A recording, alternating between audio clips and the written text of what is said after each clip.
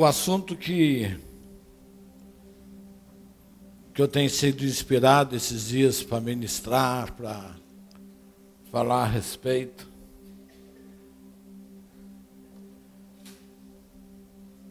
é um assunto de restituição, né?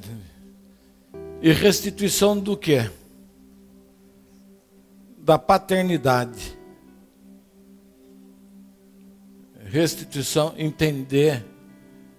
E por isso eu me desmancho diante do Senhor. Eu peço para o Senhor um coração fiel diante dEle, para que eu possa traduzir, porque isso fica comigo há dias. Outro dia eu estava conversando com a apóstola Leila, com as pessoas que estão mais próximas, o quanto o Senhor tem falado desse assunto. E é um assunto duro de ser falado. Tem alguns temas na igreja que você fala, não causa resistência nenhuma. Mas quando você fala de paternidade, é uma resistência tão grande, por causa do nosso histórico de vida, por aquilo que nós já passamos, por aquilo que nós já enfrentamos na vida, muitos de nós, como a coisa é tratada, como as coisas são na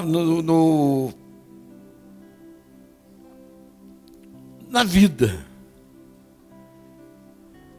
E eu gostaria que você recebesse essa palavra de uma forma desarmado. Sabe, porque a gente fala nesse assunto, a gente já põe um pé atrás, já fecha as duas mãos e fala, deixa ele falar. Ele manda de lá, eu mando daqui. Então desarma. Não há intenção de ferir, de agredir, de machucar, nada disso. É apenas partilhar, né, sobre essa situação. Não faça pré-julgamentos até o final. Espere as coisas desenrolar. Você sabe que tem assunto que você senta para escrever, você escreve com facilidade. Esse aqui eu passei o dia de ontem em casa, escrevendo, vai para lá, vem para cá, levanta, toma água, senta, escreve, não e volta, e hoje o dia inteiro, porque é um assunto que enfrenta resistência, é um assunto que a gente pega o diabo pelo rabo e dá uma girada nele e manda ele longe. Quando a gente entende a bondade e a paternidade de Deus sobre as nossas vidas. Não, apóstolo, todo mundo aqui sabe que Deus é bom. Mas a maioria fala para você que Deus é bom, mas não tem essa experiência pessoal. A vida das pessoas, às vezes, faz com que a gente pergunte, Deus, o Senhor não existe, onde o Senhor estava? Não é verdade isso? Então a ideia é essa. Depois você julga, avalia, reage, joga fora. Mas dê uma oportunidade ao Espírito Santo de Deus trabalhar na sua vida e começar uma grande mudança. Essa inundação está vindo. Amém? Essa inundação do Senhor está vindo. Essa inundação não é uma tragédia. Essa inundação não é para derrubar a casa. Essa inundação não é para encher o seu carro, não sei o que dizer, mas essa inundação é a inundação do amor de Deus, aonde a sua identidade nele, é isso que Ele quer inundar, é isso que Ele quer derramar, é isso que Ele tem tentado fazer sobre a terra esse tempo todo, e nós não entendemos que Ele apenas quer nos amar, e que a gente entenda o seu amor. E por causa disso nós tomamos os caminhos mais loucos da vida. Temos as reações mais estapafúrdias da vida.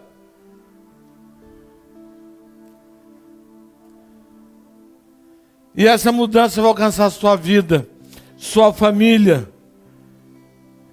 o seu futuro. Se a gente entender isso, é um salto para o futuro na nossa vida. É um combustível de Deus que nos joga para o futuro. E uma palavra tem o poder de mudar a vida de uma pessoa. E esse texto do profeta Samuel, menino Samuel, está lá em 1 Samuel 3:10.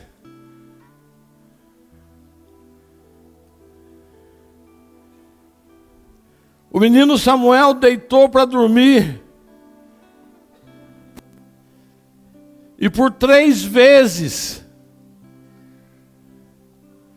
o Senhor vem até ele e fala: Samuel, Samuel. E ele não conseguia identificar a voz do Senhor. E ele corre para quem? Para Eli. Para o sacerdote Eli.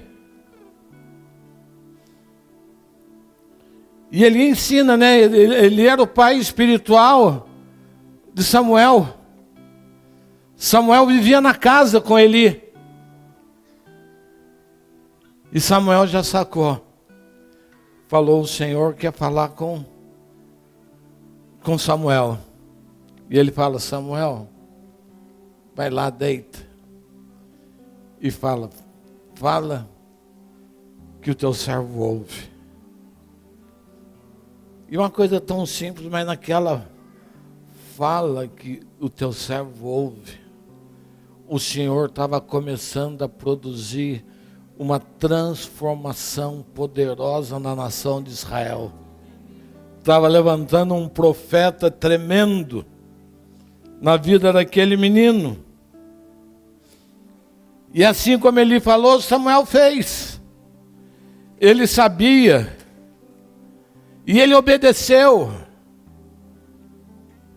Samuel obedeceu a voz daquele sacerdote gordo, já com a vista apagada, ruim.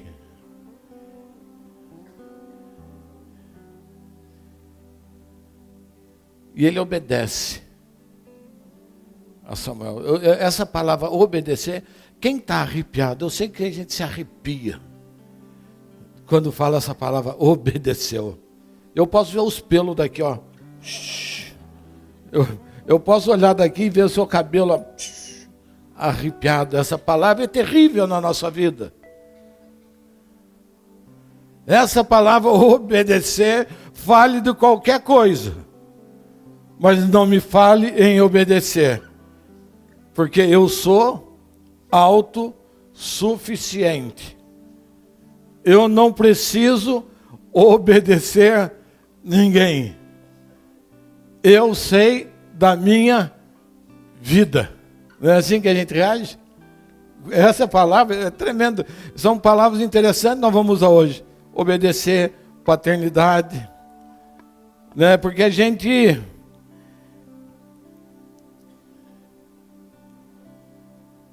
vê Eli falando isso para Samuel. E é interessante porque que Eli era o pai espiritual, porque o pai natural de Samuel era Eucana. Eucana. Nasceu Samuel, cresceu um pouquinho, a Ana leva ele no templo, fala: sacerdote, o meu filho vai crescer na sua casa, o meu filho eu quero que cresça na presença do Senhor. E ali Samuel cresce, foi criado no templo. E é interessante que Eli tinha 2 filhos, Finéias e Ofni. Que os dois filhos de Eli davam trabalho. É interessante que parece que às vezes o pai espiritual não é tão eficiente como o pai natural. O pai natural muitas vezes não sabe o que o filho porta.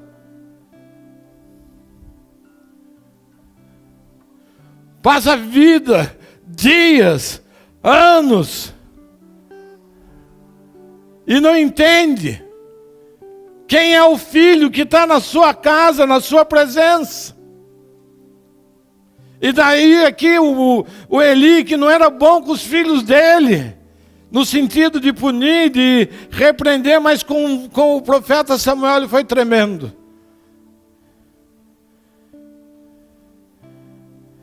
E é interessante, né, que os dois filhos de Eli, eles tinham direito ao sacerdócio hereditário. Já estava garantido. Às vezes nós temos coisas garantidas por Deus e a gente não desfruta. Às vezes a gente não quer reconhecer, né? Eles não reconheciam que era o pai deles. Na verdade, esses dois filhos de Eli, eles não honravam o seu pai. Na verdade, os dois filhos de Eli, eles não honravam aquilo que seu pai portava. Então eles faziam de tudo de errado no meio do povo. Eles davam mau testemunho na casa do Senhor. E aquele menino Samuel não.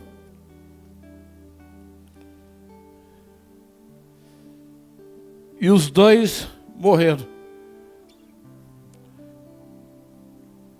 Porque o pai não corrigia e não punia.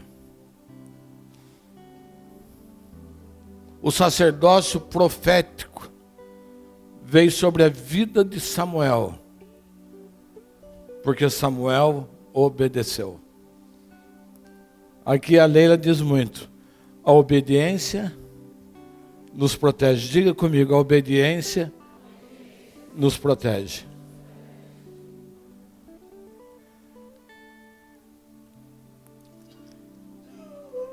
Eli sabia o que Samuel portava.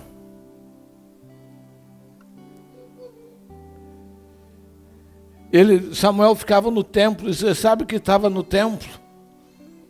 A arca. A presença de Deus.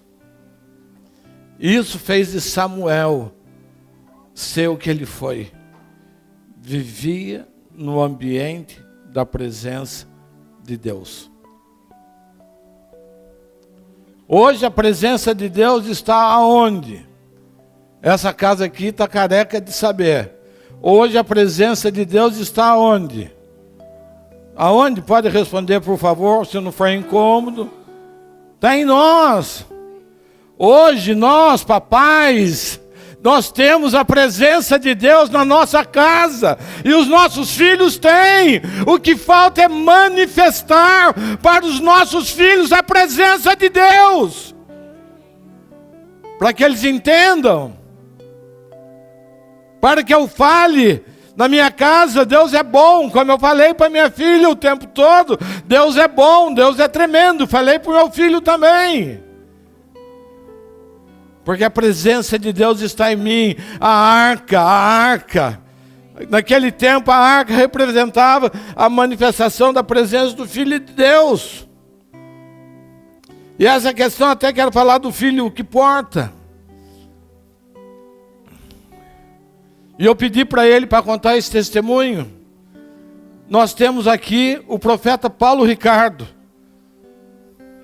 E eu conheço Paulo Ricardo desde a outra igreja, de onde nós viemos. Eu estava numa congregação, ele estava em outra. Eu era bispo. Sou bispo, né? Porque fui ungido, não tem como retirar.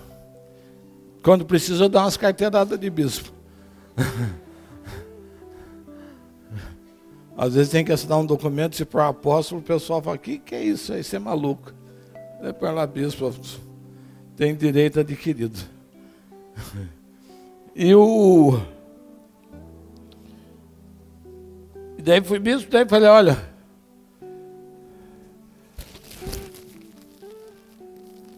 O Paulo Ricardo, vamos consagrar ele evangelista. O Paulo Ricardo, ele era servente de pedreiro. Ele ajudava o seu sogro. Eu falei, vamos consagrar o Paulo Ricardo a evangelista. E assim que ele foi consagrado, eu falei para o pastor da igreja dele.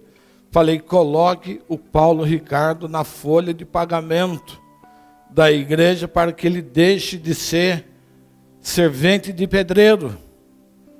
Porque eu sabia, era visível aquilo que ele portava da parte de Deus. Diga amém. Eu morro de vontade de fazer isso com alguns. Quantas pessoas eu tenho dito, você nasceu para viver na casa do Senhor.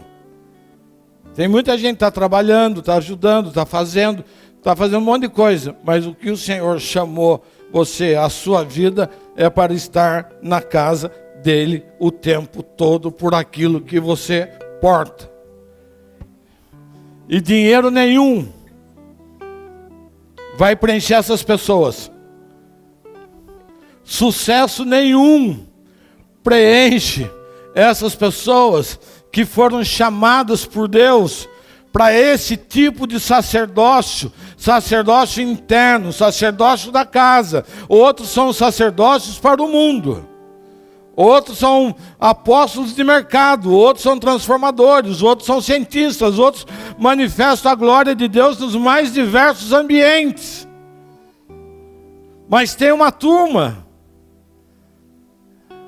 aonde eu me incluo, que fui chamado para viver na casa do Senhor, para dar minha vida por isso. E o Paulo Ricardo, graças a Deus, olha o fruto que ele é. E ele ainda está no Walmart, mas um dia Deus vai nos dar a graça de tirar ele de lá. Fala para o seu irmão, depende de você. Tem muita coisa que a gente não faz porque depende de você. Fala para o seu irmão, muita coisa não acontece porque depende de você. O Kiko hoje está falando do jovem rico. Jesus era tão tremendo, só aproveitando a caroninha do Kiko, que Jesus nunca usurpou nada do Pai. Aquele jovem rico quis fazer uma média com Jesus. Bom mestre. Daí Jesus falou, não, esse título não é meu. Esse título é do meu Pai. Eu acho lindo, né? Vocês não acham nada? Por isso que eu aprendi a dar risada interna. Quem me conhece sabe disso, eu dou risada interna. Sozinho eu conto a piada para mim e me esborracho de rir.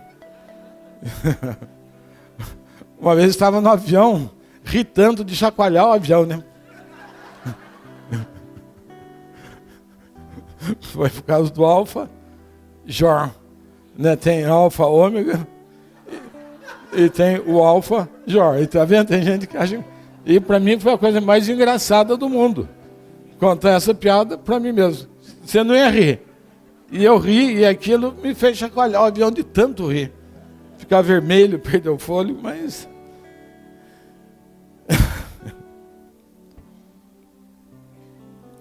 Os filhos têm que crescer na presença de Deus. Né? Nós apresentamos os filhos diante do Senhor aqui. O nosso sacerdote vem aqui, traz, não batizamos criança, e o Senhor, se te pertence, guarda, protege, cuida, faz crescer, repreende toda a obra do diabo contra ele.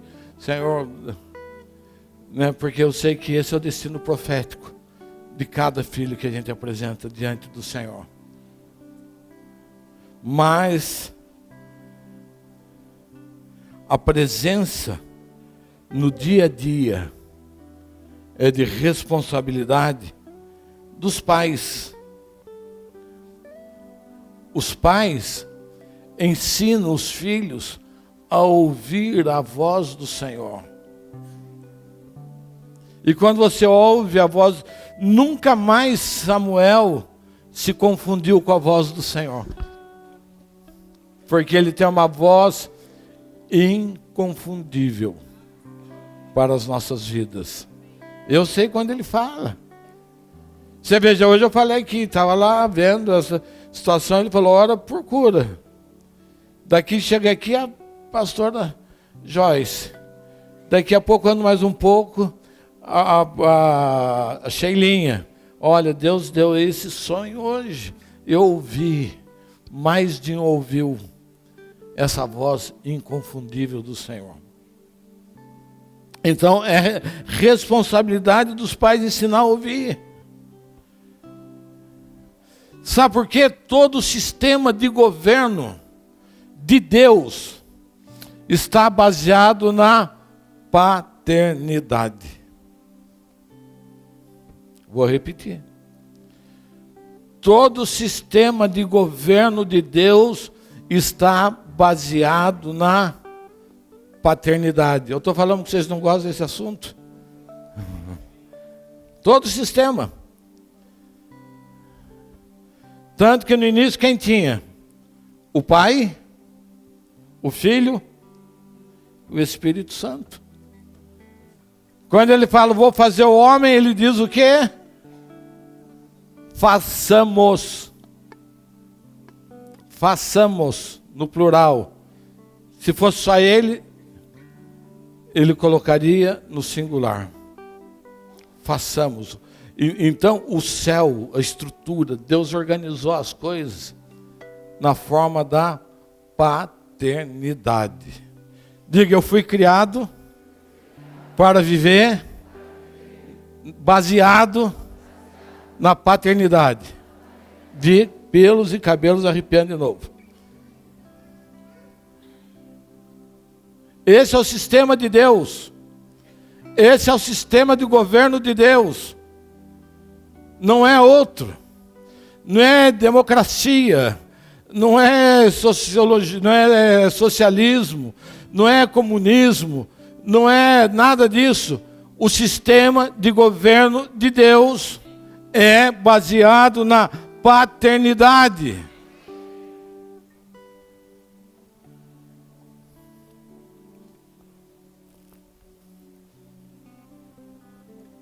Quando você entende isso no seu interior, quando você entende, dá vazão para isso, você vai entender o porquê da fúria do inferno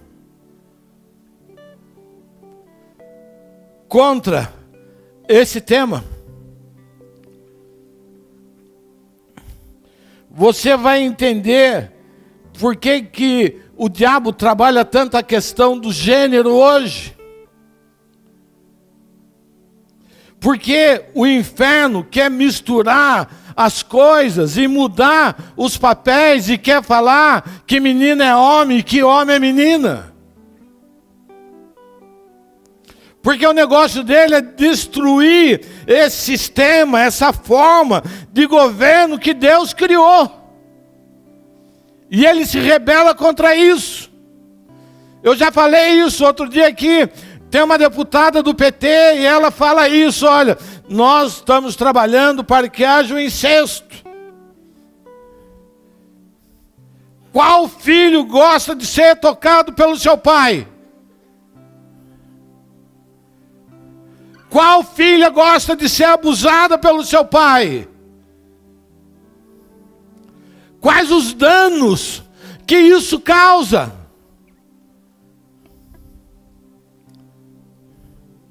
E ela é a favor disso. Porque através disso, o objetivo dela é destruir o sistema patriarcal. Porque o pai é a grande referência da casa, é o pilar.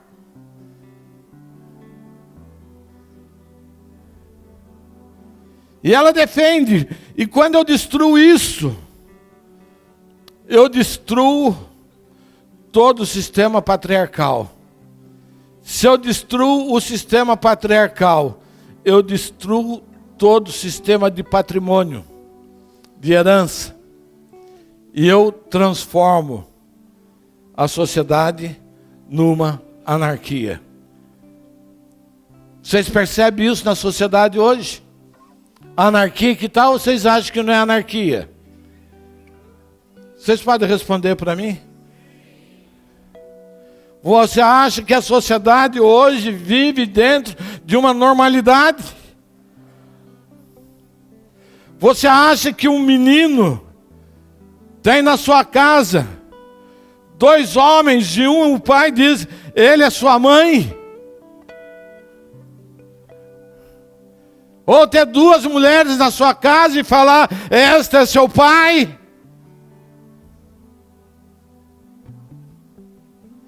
Porque quer destruir o quê? Quer destruir o tempo todo a paternidade, o sistema, a forma como Deus pensou em gerir toda a terra.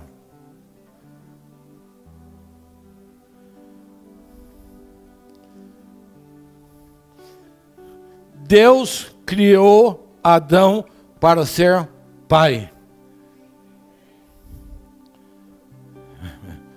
Porque Adão nunca foi criança. Adão nunca foi menino. Deus já criou Adão para ser pai. Meninos, levante a sua mão. Meninos, levante a sua mão. Homens aqui presentes, levante a sua mão. Diga, eu nasci para ser pai. Diga, pai. Pai. Pai. E as meninas podem nascer, dizer, eu nasci para ser mãe. Diga, eu nasci para ser mãe. Vocês têm uma caixinha dentro de vocês, criado por Deus, para comportar essa criança, essa semente. Adão foi criado para frutificar, para multiplicar, para dominar sobre os animais, não para destruir a natureza.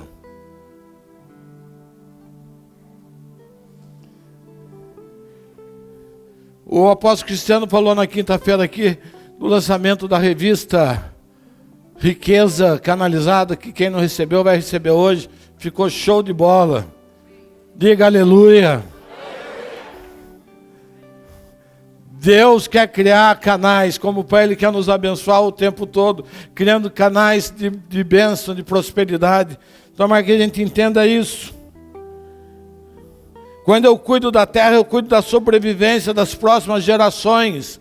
Quando eu cuido da terra, eu cuido dos meus filhos, eu cuido dos meus netos, eu cuido dos meus bisnetos.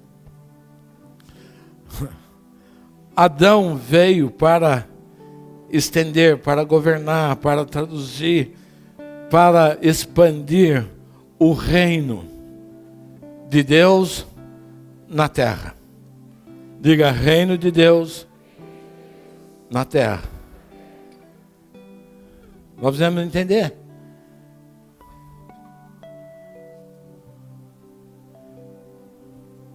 A primeira atitude de Deus para com Adão foi lhe dar vida através de um sopro, de um pneuma, de um espírito. O Espírito de Deus vem no homem e traz toda a bagagem de Deus no homem.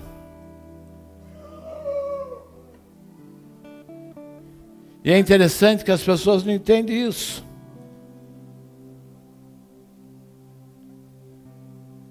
É interessante que as pessoas querem contestar isso. Mas pode fazer o que quiser. Até já falei para vocês, Deus me deu uma frase um dia. Vou até ler para vocês, está até amarelo lindo no meu bolso. Nós não vamos convencer a Deus a mudar o projeto.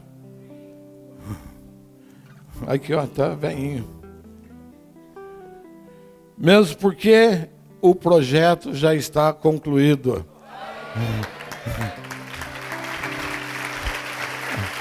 É só correr pro abraço. É desfrutar. Deus criou tudo para a gente desfrutar. E a gente vê que o povo não entende isso.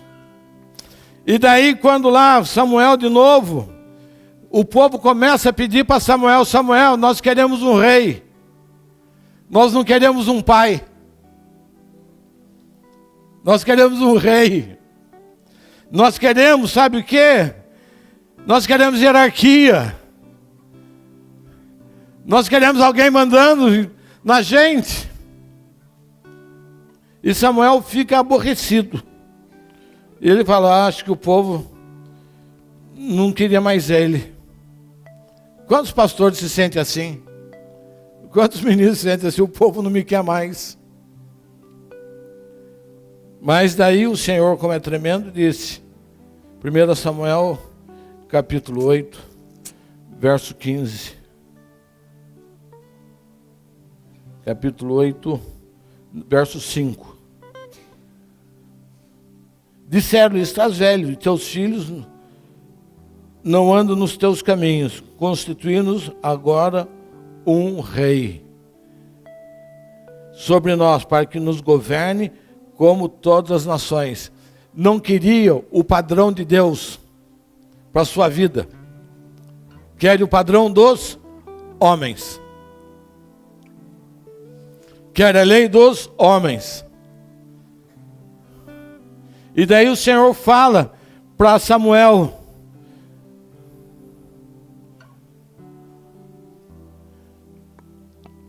porém esta palavra não agradou a Samuel quando disseram: dá-nos o rei para que nos governe. Então Samuel orou ao Senhor.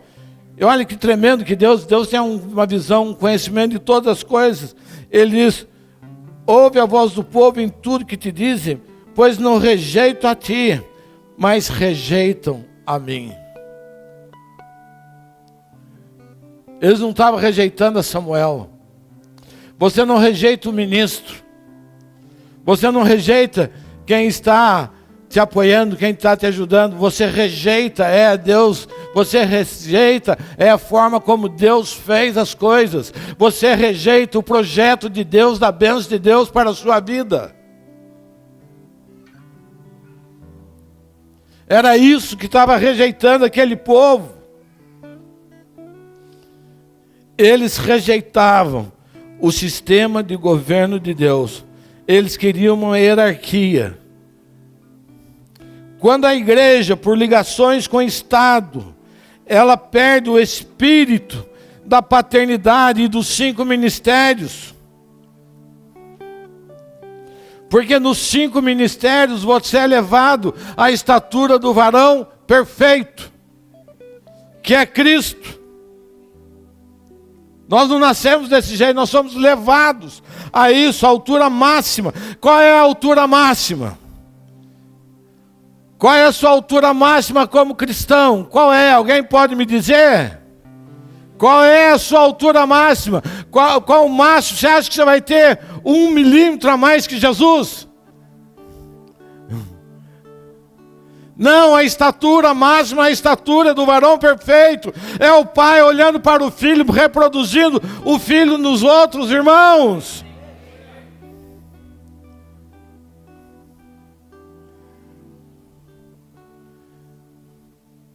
A estatura, ele diz lá em Efésios, estatura e plenitude. Diga comigo, estatura e plenitude. Não adianta ter estatura e ser vazio. É estatura e plenitude. Então o Senhor deixa os 5 ministérios. E daí a igreja se liga ao Estado. E começa a buscar o quê?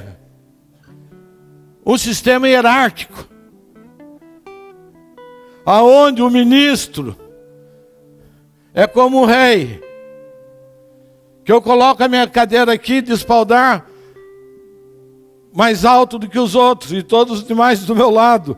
E o povo é embaixo. E daí fala para você: não suba nesse altar que ele é sagrado.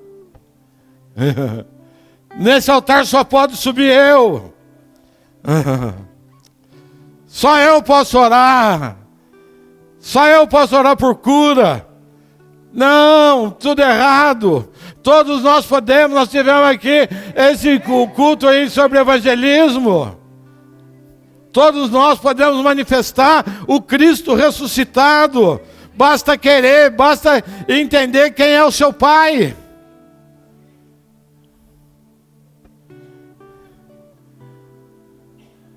Aperfeiçoamento dos santos. Sabe como que o Senhor gosta de ser chamado? Você acha que Ele gosta quando você vai diante dEle e fala: ó Altíssimo e Santíssimo, Majestade, Senhor? Não, Ele gosta quando você chega diante dEle e fala: Pai. A identificação que Ele gosta, a identificação que mexe com Ele. Mas a religião cria uma hierarquia. Tem pessoas que oram e você não entende nem o que a pessoa está orando, de tão complicado que é. Daí o Senhor fala: nossa, esse rapaz buscou essa oração na Torre de Babel. Nem eu estou entendendo o que ele quer falar comigo.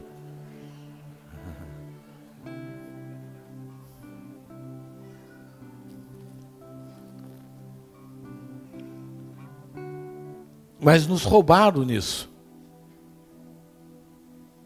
Nos roubaram. Nesse Deus. A oração que Jesus ensina, Ele começa dizendo: Santíssimo Deus. Ele fala: Pai Nosso. Quando você fala para Ele Pai, Ele já se desmancha. Ele já se desmancha. Porque Ele criou o sistema desse jeito. Quando você fala Pai, você reconhece aquilo que Ele fez.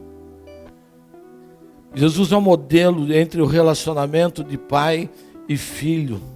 O mesmo Espírito está no Pai e está no Filho. O mesmo Espírito.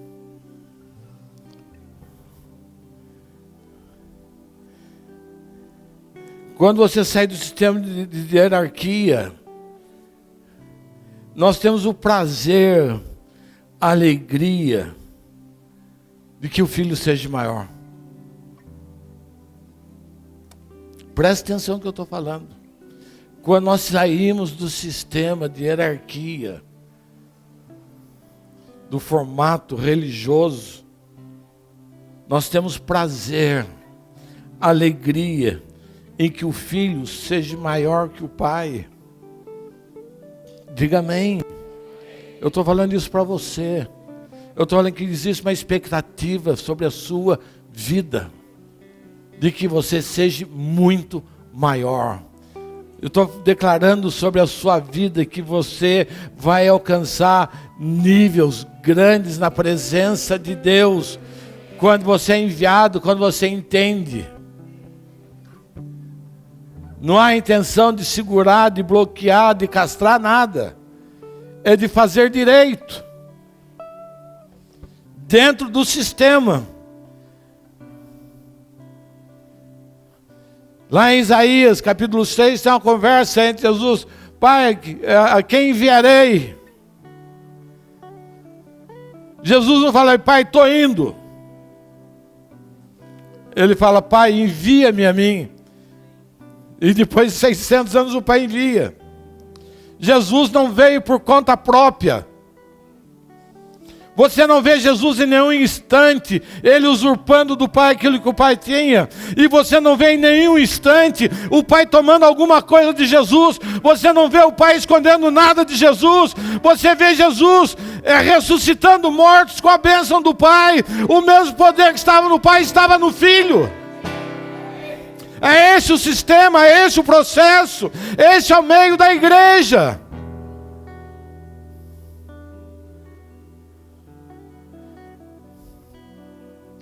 E quando o filho entende isso, ele não quer usurpar A honra do pai.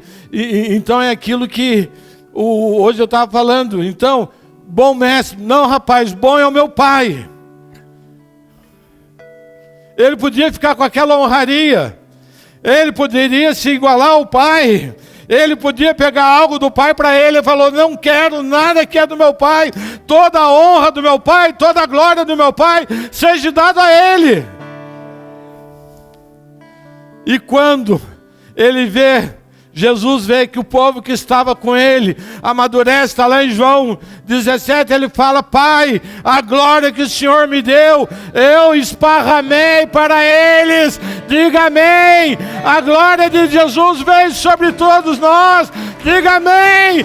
Entenda isso, pelo amor de Deus.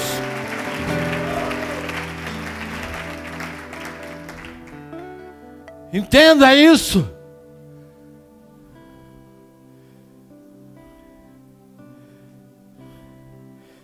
É uma relação aonde um serve a outro. Diga comigo, servir é sinal de grandeza. Um serve a outro. Não adianta nada produzir uma grande denominação e não produzir herdeiros. Morreu, o líder morreu tudo, porque não produziu herdeiros, porque escondeu dos filhos. Qual é o direito dos filhos?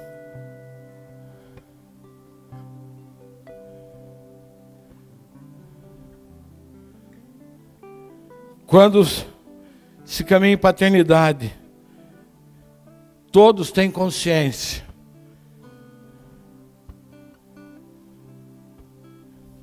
E a obediência deixa de ser um problema.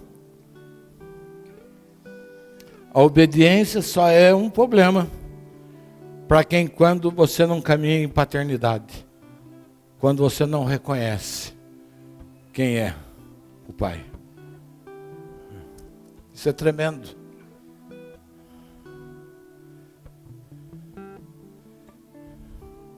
Deixa eu escrever aqui. O profeta Samuel exerceu uma paternidade mais notória sobre duas figuras importantes. Quem são eles? Quem? Samuel, Saul. Você está me induzindo ao erro, Cris. Eu entendi você falando de Samuel. Samuel que exerceu a paternidade sobre dois reis de formas mais diretas. Sobre Samuel, sobre Saul e sobre Davi. Se deixasse por conta de Jessé, Davi seria pastor de ovelha até hoje. Até hoje, Davi estava reclamando, Deus me esqueceu. Deus me enfiou nesse buraco e não veio me buscar. Mas Deus providencia os profetas, né? Deu profeta, vai lá, se o menino não vier... Mas Saul, ele optou por desobedecer. Filho, Saul não era ninguém. O profeta vai até ele, consagra ele rei, mas isso não é suficiente para alguns. Isso não é suficiente. Está lá, capítulo 13.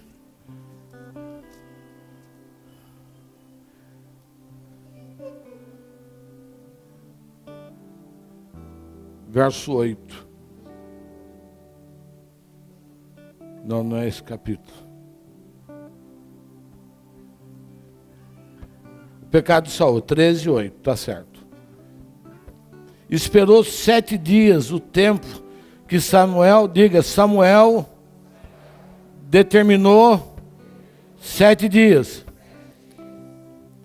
Não vindo, porém, Samuel a Gilgal, o povo se foi espalhando ali. Portanto, disse Saul, trazei-me aqui o holocausto e as ofertas pacíficas, e ofereceu o holocausto.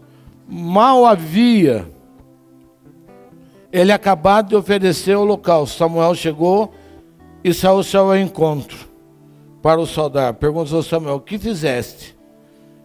Perguntou a Saul: quando vi que o povo ia se espalhando e tu não vinhas, nos dias aprazados, os filisteus já estavam perto. Pensei: agora descerão os filisteus sobre a minha Gigal.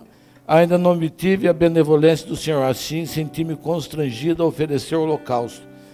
Disse Samuel a Saul: procedeste neciamente e não guardar o mandamento que eu te dei. Você não obedeceu que o Deus te ordenou, pois o Senhor teria confirmado o seu reino para sempre. Agora, porém, o teu reino não subsistirá. O Senhor já buscou para si um coração e já lhe ordenou que seja príncipe sobre o povo, porque não guardaste o que o Senhor te ordenou. O Senhor ordenou através de quem? Ordenou através de quem? De quem? Samuel é uma figura espiritual ou é uma figura de carne e osso? Respondam. A obediência é primordial para quando se quer caminhar em paternidade. Já buscou para si um coração. Deus está falando: já descobri alguém que vai operar no meu sistema de governo. Ele está procurando pessoas que operem no seu sistema de governo. Eu não tenho um sistema de governo próprio. Eu ando no sistema de governo de Deus. E no sistema do governo de Deus, eu tenho que perder, eu tenho que servir, eu tenho que esperar nele. A fidelidade.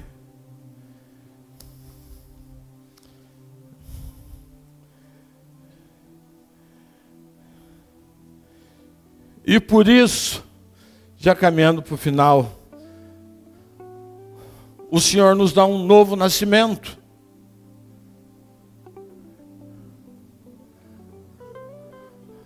Por que o Senhor nos deu um novo nascimento?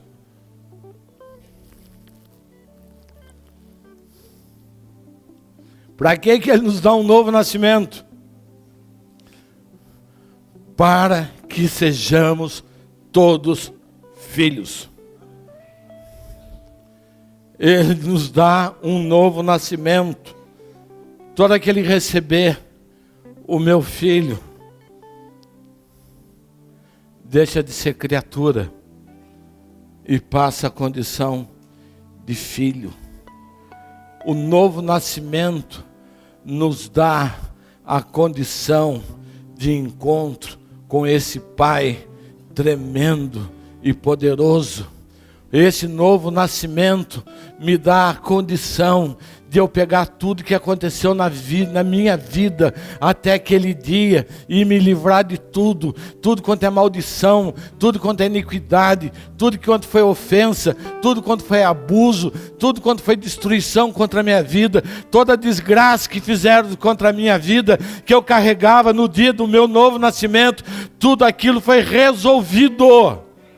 E eu me torno filho de Deus, e eu posso fazer parte do seu corpo, e Ele só olha para um filho na terra, que é Jesus, e daí você é parecido com Ele. Então eu olho para o Marcos, você é a carinha de Cristo ressuscitado. Eu olho ali para o nosso campeão do Corinthians, o Rubens, você é a carinha do Cristo ressuscitado. Eu olho aqui para Rafa e falo: Rafa, você é a cara do Cristo ressuscitado. Eu olho para a Adriana, eu olho para a Renata, eu olho para a Cris. Ele só vê isso porque nós passamos pelo novo nascimento. Ele tirou a nossa maldição, Ele tirou a nossa iniquidade. Eu não tenho mais por que carregar essa mochila. Diga para o seu irmão: você não tem por quê. carregar a mochila que você está carregando até hoje.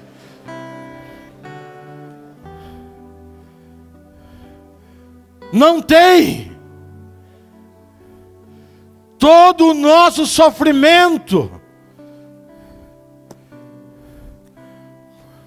porque nós não entendemos isso. Toda a nossa angústia,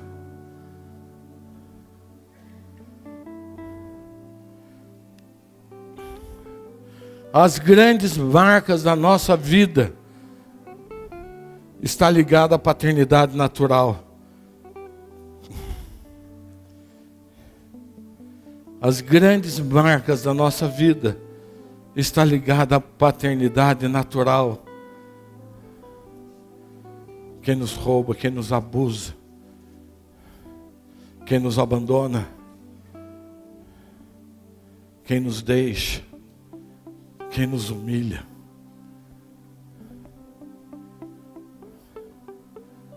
Está ligado, a maioria das vezes, à paternidade natural.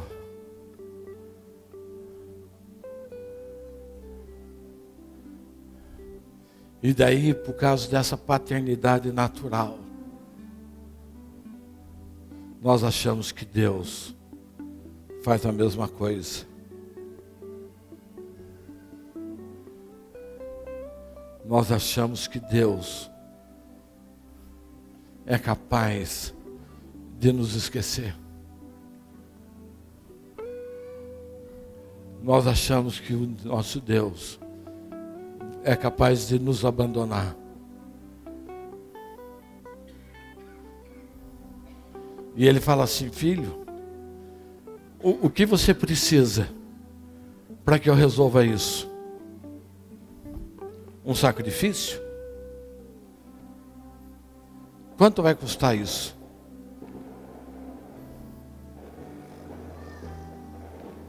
A morte de um cordeiro perfeito? A morte de um cordeiro perfeito? Ele envia o seu filho unigênito, a obediência. Filho, tem uma missão para você, que não tem outro jeito de pagar. Só um caboclo bom que nem você é capaz de resolver essa parada.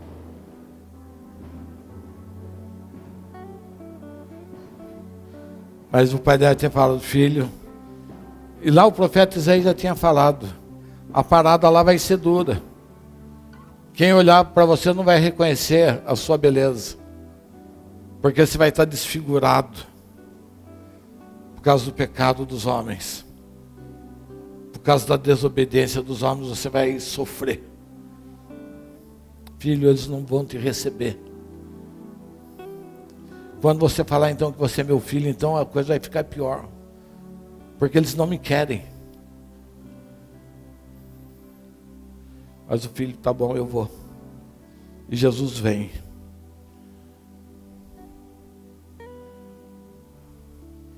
E Ele vem. E Ele toma sobre si as nossas dores, enfermidades, para um único objetivo: para gerar em mim um novo nascimento. Daí eu me encontro com Ele.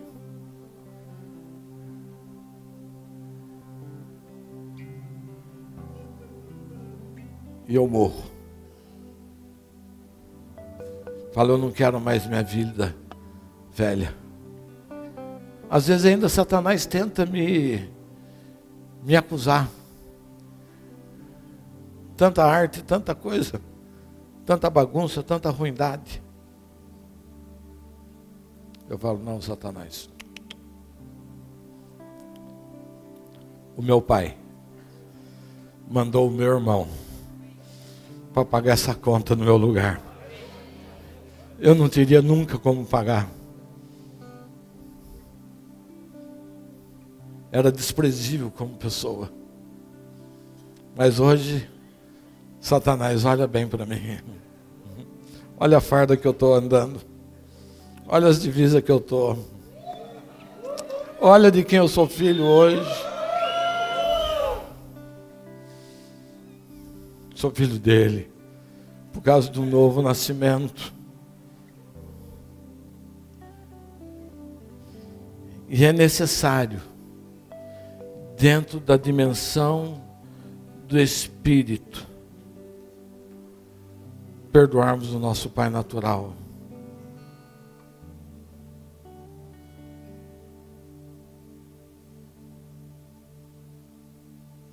Necessário perdoarmos o nosso pai. Tem entendimento natural. E quando eu entendo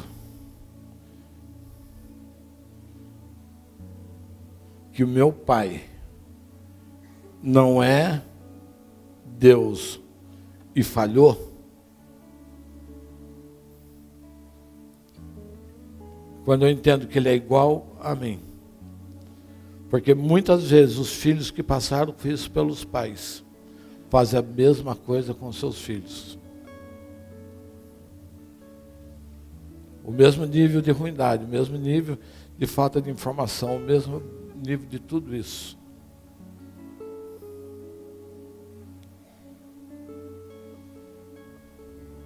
E a gente entende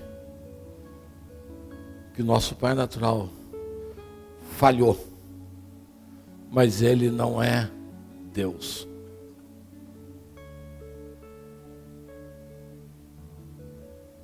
Ele não é Deus. É um homem como qualquer um de nós.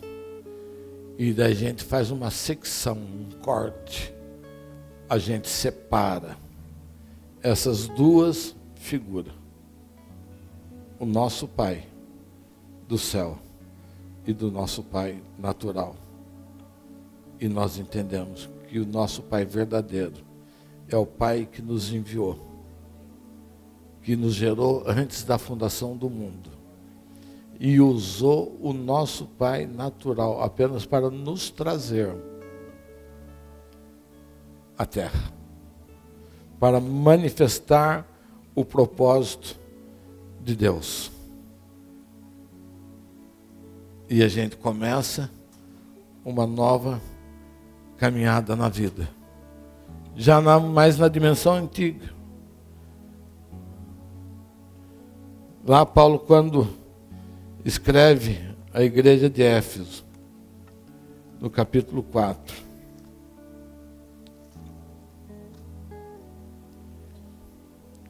ele diz: há um só corpo, um só espírito, como também fosse chamada a uma só esperança da vossa vocação. Um só Senhor, uma só fé, um só batismo, um só Deus. E ele diz: um só Deus e Pai de todos. Ele é Pai de todos, o qual é sobre todos, por todos e em todos. Esse é o nosso Deus. Esse é o nosso Pai, que quer te abençoar e que quer mudar a sua história e quer ver você experimentando uma vida plena nele. Amém? Vamos ficar em pé.